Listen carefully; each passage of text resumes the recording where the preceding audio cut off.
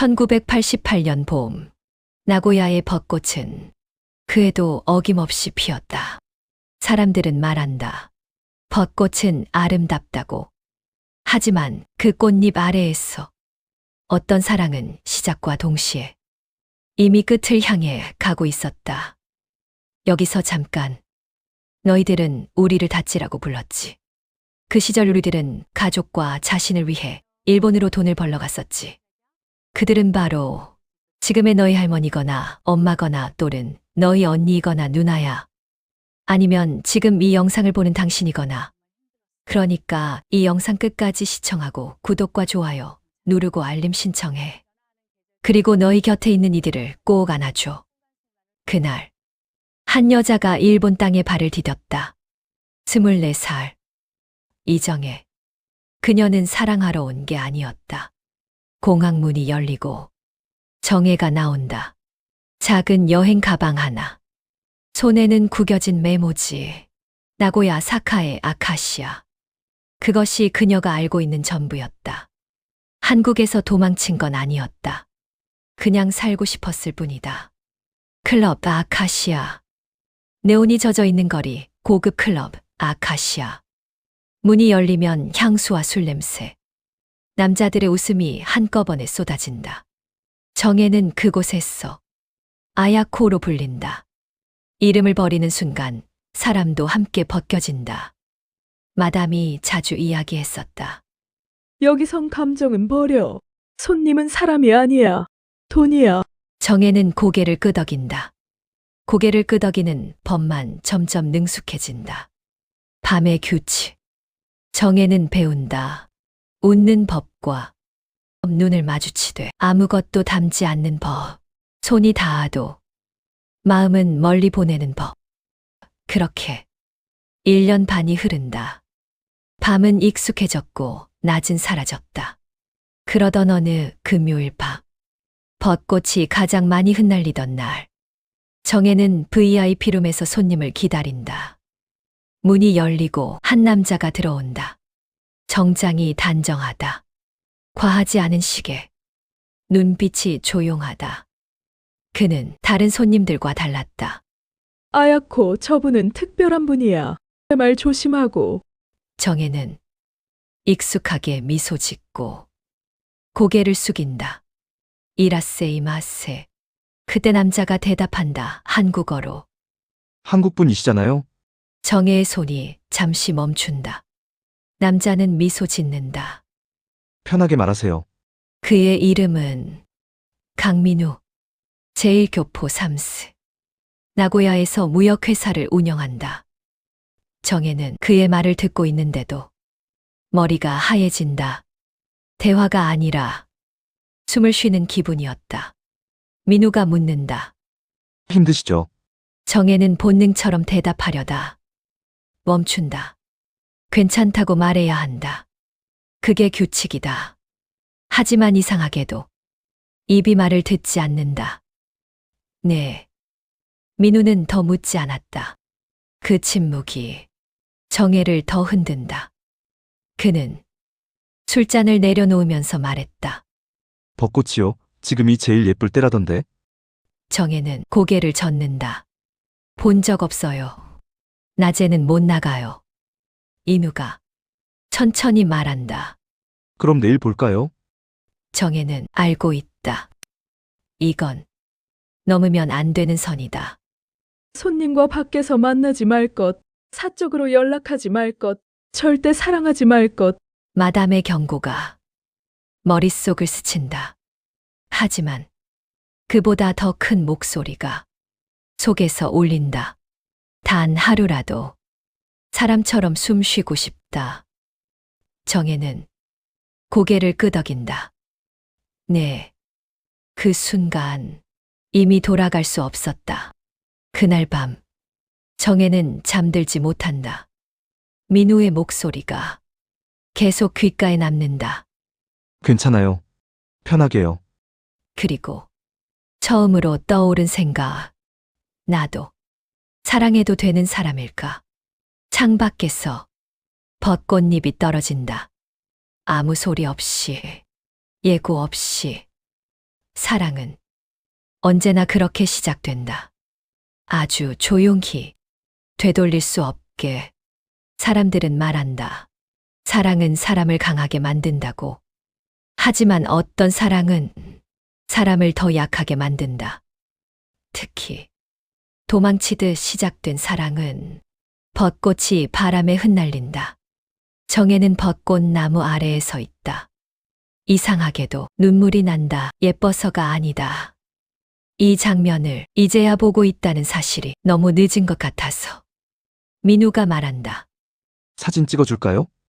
정혜는 고개를 젓는다. 아니요. 기억으로만 남기고 싶어요. 그 말은 이미 불길했다. 벤치에 나란히 앉는다. 민우가 묻는다. 한국에서는 뭐 하셨어요? 정혜는 한 박자 늦게 말한다. 공장에서 일했어요. 인우는 놀라지 않는다. 힘들었겠네요. 그 한마디에 정혜의 가슴이 조용히 무너진다. 그 사람 앞에서는 설명하지 않아도 됐다. 정혜는 벚꽃을 보며 말한다. 오빠, 학비요. 민우가 고개를 든다. 학비요? 대학 보내려고요. 그래서 여기 왔어요. 잠깐의 침묵. 인우는 아무 말도 하지 않는다. 정혜는 그 침묵이 무서워 웃어버린다. 이상하죠? 민우가 말한다. 아니요. 존경스러워요. 그 말이 정혜를 찌른다. 존경. 그녀가 한 번도 받아본 적 없는 말. 그 말은 동정과 사랑의 경계에 있었다. 정혜는 다시 아야코가 된다. 손님이 허리를 끌어당긴다. 오늘따라 예쁘네. 정혜는 웃는다. 하지만 눈이 흔들린다. 아까 그 벚꽃 아래에 있던 나는 어디로 간 걸까? 술 취한 손님이 귓가에 속삭인다. 밖에서 만날래? 순간 민우의 얼굴이 스친다. 정혜는 손님을 밀어낸다. 죄송합니다. 손님의 표정이 변한다. 뭐야? 돈 받으면서 튕기는 거야? 마담의 시선이 날아온다. 정혜는 화장실로 달려간다.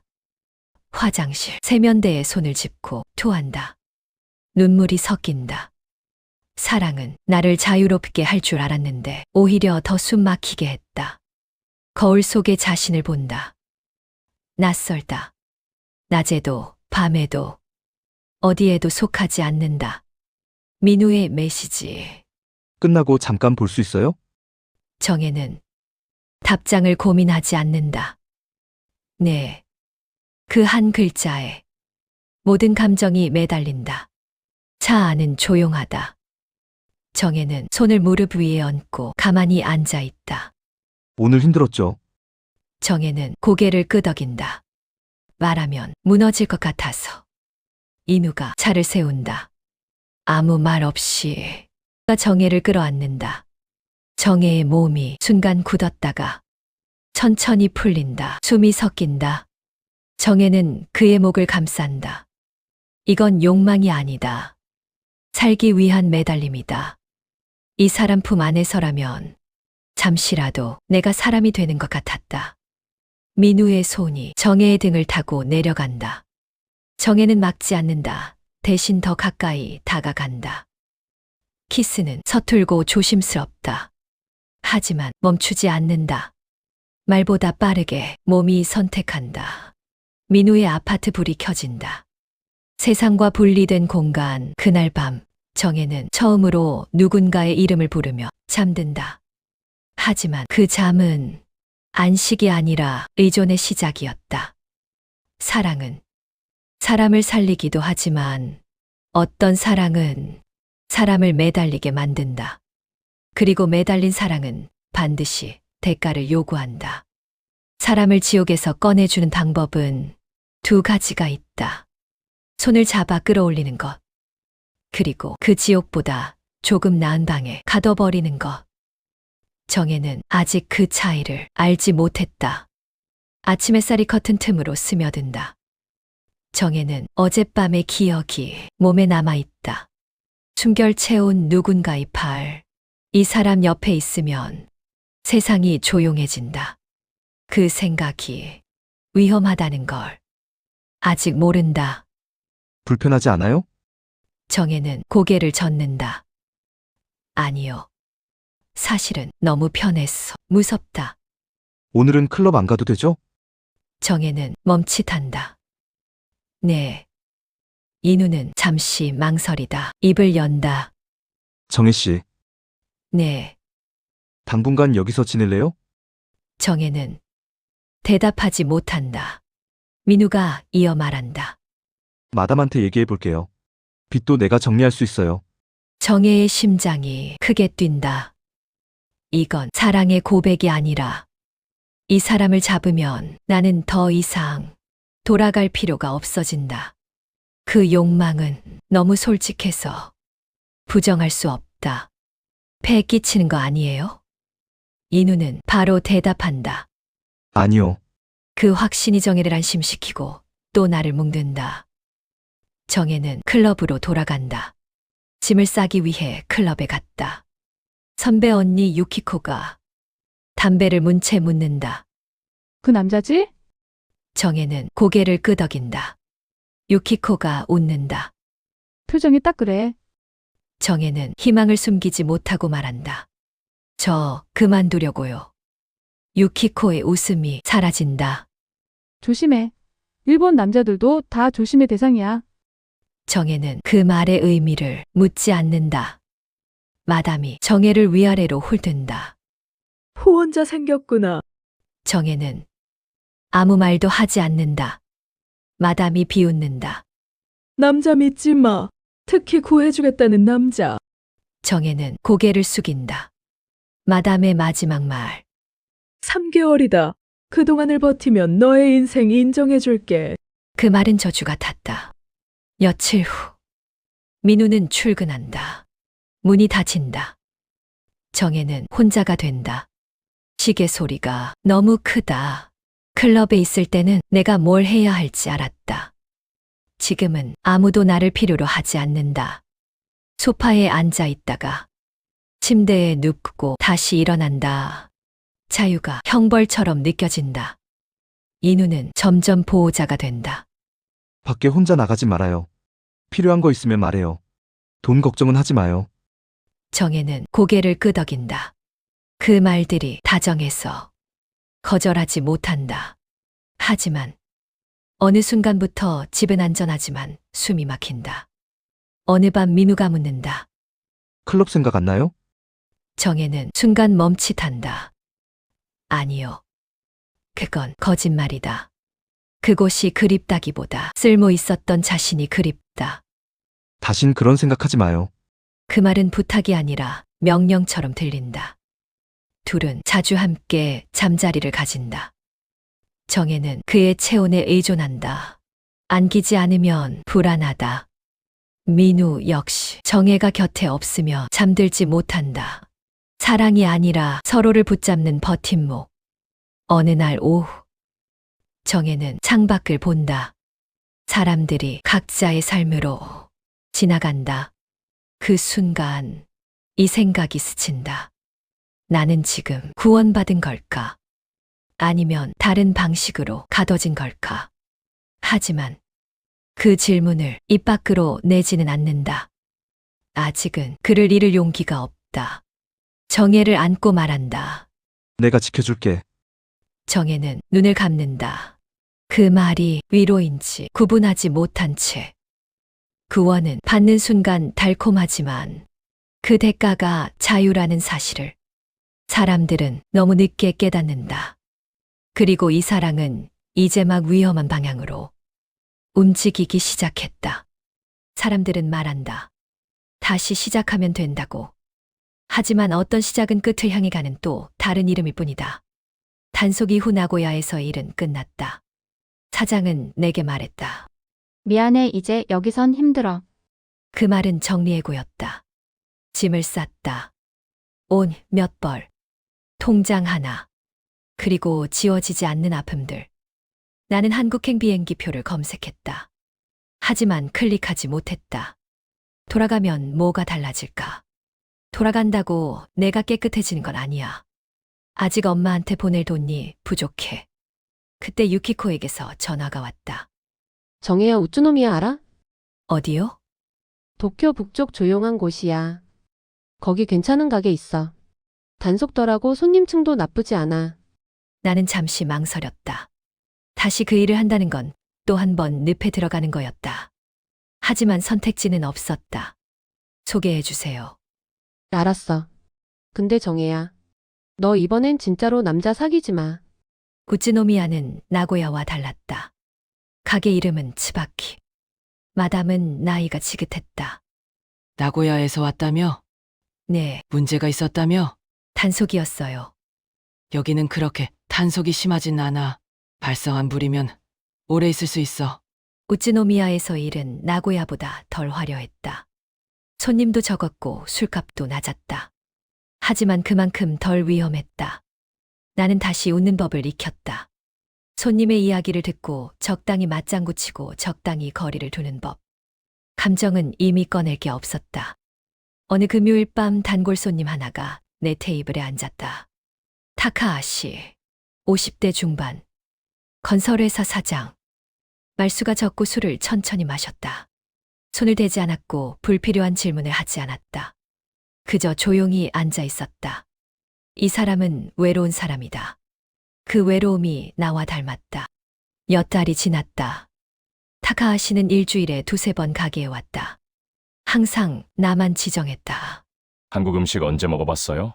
먹은 지 오래됐어요. 다음 주 일요일 시간 되면 같이 먹어요. 이건 위험한 제안이야. 하지만 이상하게도 거절하지 못했다. 일요일. 타카하시는 작은 한식당 앞에서 기다리고 있었다. 정장이 아닌 평범한 옷. 처음 보는 모습이었다. 여기 얼마나 있을 거예요? 모르겠어요. 한국으로 돌아갈 생각은? 아직은요. 그는 더 묻지 않았다. 힘들면 언제든 연락해요. 그 말이 무섭도록 따뜻했다. 나랑 결혼할래요? 나는 순간 숨이 멎었다. 저는 이런 일 하는 사람이에요. 상관없어요. 당신이 지금 어떤 사람인지가 안 중요해요. 이 사람은 나를 구하려는 게 아니다. 그냥 함께 살고 싶다고 이야기하는 거다. 그 차이가 민우와 달랐다. 타카하시랑은 3개월째 가깝게 지내고 있었고 나는 마담에게 말했다. 그만두려고요. 그래, 잘 됐다. 일본 사람 만나 결혼하는 게 이 직업 가진 우리들의 로망 아니겠니? 그 말이 축복인지 경고인지 나는 알 수 없었다. 결혼식은 간소했다. 증인 2명, 시청 서류. 타카하시에게는 전처와의 사이에서 2딸이 있었다. 큰딸 유이는 22살, 작은 딸 아야는 20살. 첫 만남은 차가웠다. 아버지의 나이를 생각하셔야죠. 나는 아무 말도 하지 못했다. 돈 때문에 결혼한 거 아니에요? 그 말이 가슴을 찔렀다. 거짓말은 아니었으니까. 결혼 1년 후 타카하시가 쓰러졌다. 뇌출혈. 의식은 돌아왔지만 오른쪽 마비가 남았습니다. 나는 그의 손을 잡았다. 차갑고 힘없었다. 유이와 아야가 복도 끝에서 나를 보고 있었다. 그 시선은 명확했다. 내가 아버지를 망쳤어. 그 후 나는 매일 병원에 갔다. 식사를 챙기고 몸을 닦아주고 재활을 도왔다. 딸들은 거의 오지 않았다. 일주일에 한 번. 그것도 5분. 정혜는 밤마다 혼자 울었다. 병원비는 보험으로 해결됐지만 생활비는 빠듯했다. 그래도 나는 한국으로 돈을 보냈다. 가족한테 보내는 거예요? 송금하는 곳에 직원이 묻는다. 네, 2년 동안 꾸준히 보낸 돈으로 엄마는 계룡대 근처에 땅을 샀다. 그리고 작은 집을 지었다. 내 덕분이야. 엄마, 저 잘 살고 있어요. 하지만 그건 반은 거짓말이었다. 병실에서 타카하시가 잠들어 있다. 나는 창밖을 본다. 우츠노미야의 밤은 조용하다. 나의 운명은 왜 이러는 걸까? 또 다른 방식으로 갇힌 걸까? 사랑은 때로 감옥이 된다. 그 안에서 사람은 살아남기 위해 웃고 보내고 견딘다. 그리고 정혜는 이제 그 감옥의 문을 스스로 잠그고 있었다. 사람들은 말한다. 사랑은 끝까지 함께하는 것이라고. 하지만 어떤 사랑은 끝까지 함께하는 것이 형벌이 된다. 그리고 정혜는 이제 그 형벌의 끝에 서 있었다. 타카하시는 살아 있었다. 하지만 살아있다는 것과 사는 것은 달랐다. 오른쪽 팔은 여전히 움직이지 않았고 말은 어눌했다. 하지만 눈빛만은 또렷했다. 정혜는 매일 그의 곁에 있었다. 아침 식사, 약 챙기기, 재활 운동, 목욕. 그 루틴이 정혜의 전부였다. 나는 이 사람의 아내인가 아니면 간병인인가. 그 경계는 이미 흐릿해졌다. 어느 토요일 오후 유이가 병원에 왔다. 아버지 상태 어때요? 조금씩 나아지고 있어요. 그렇게 보이진 않은데요. 정혜는 말을 멈췄다. 언니는 아버지 재산 얼마나 알고 있어요? 저는 그런 거 신경 안 써요. 그럼 왜 결혼했어요? 언니, 이제 그만 정리하자고요. 무슨 얘기예요? 이혼 합의서예요. 우리가 합의금 드릴게요. 1,000만 엔. 대신 아버지랑 헤어지고 한국으로 돌아가요. 이건 아버지한테도 좋은 일이에요. 아버지가 아세요? 아버지는 지금 판단할 상태가 아니잖아요. 이때 타카하시가 무슨 소리야? 정혜는 내 아내야. 아버지, 이 사람은 닥쳐. 너희가 언제 나한테 관심 가졌어? 엄마 돌아가시고 너희는 한 번도 안 왔잖아. 정혜가 3년 동안 나를 지켜줬어. 이 사람 없었으면 나 진작 죽었어. 유이는 서류를 챙겼다. 아버지 돌아가시면 이것도 못 챙기고 후회할 거예요. 유이는 병실 문을 박차고 나간다. 미안해, 정혜. 아니에요. 나는 이 사람을 사랑한 걸까? 아니면 그냥 의존한 걸까? 그 답은 아직도 모르겠다. 겨울이 왔다. 타카하시의 건강은 다시 나빠졌다. 각오하셔야 할 것 같습니다. 타카하시는 힘들게 이야기한다. 고마워요. 무슨 말씀이세요? 나 당신 만나서 행복했어요. 한국 가고 싶어요? 아니요. 거짓말. 괜찮아요? 가도 돼요. 2002년 1월 14일 타카하시는 조용히 눈을 감았다. 장례식은 조용했다. 장례 후 변호사가 정혜를 불렀다. 유언장이 있습니다. 타카하시는 정혜에게 집 한 채와 생활비 명목의 예금을 남겼다. 큰 돈은 아니었다. 하지만 살할 수는 있었다. 법적으로 문제 없습니다. 장례가 끝나고 정혜는 우츠노미아의 집에 홀로 남았다. 집은 조용했다. 정혜는 한국행 비행기표를 검색했다. 한국으로 돌아가면 뭐가 기다리고 있을까? 엄마는 내가 잘 살았다고 믿고 있을 거야. 그 믿음을 깨고 싶지 않아. 2002년 4월 정혜는 우츠노미아 공원에 앉아 있다. 벚꽃이 피었다. 정혜 씨, 당신은 나한테 아무것도 빚진 게 없어요. 내가 당신한테 빚진 거예요. 그러니까 제발 행복해지세요. 한국으로 가든 여기 남든 당신이 선택한 길이 정답이에요. 정혜는 벚꽃잎이 흩날리는 길을 천천히 걷는다. 어디로 가는지 아직 정하지 못했다. 사랑은 사람을 구하기도 하지만 때로는 그 자리에 묶어두기도 한다. 정혜는 이제 그 사랑에서 자유로워졌다. 하지만 자유 뒤에 남은 건 공허였다. 벚꽃은 해마다 피지만 똑같은 벚꽃은 다시 오지 않는다. 사랑도 그랬다. 나는 행복했을까? 그 질문의 답은 없다. 나는 살아남았다. 2002년 여름 정혜는 우츠노미아를 떠나 한국행 비행기에 올랐다. 하지만 계룡대가 아닌 서울행이었다. 그녀는 다시 새로운 이름으로 살기 시작했다. 2005년부터 정혜는 지금까지 인사동에서 찻집을 운영하고 있다. 정혜의 이야기 역시 실화를 새롭게 구성했으며 실존인물이다. 본명은 박정자. 그 당시 다찌들을 친구나 지인으로 알고 있었다면 다시 한번 따뜻한 손으로 꼭 잡아주세요. 이어서 다음 이야기는 파찐코로 망한 정의 이야기로 이어지겠습니다. 구독과 좋아요, 알림 설정 부탁드립니다.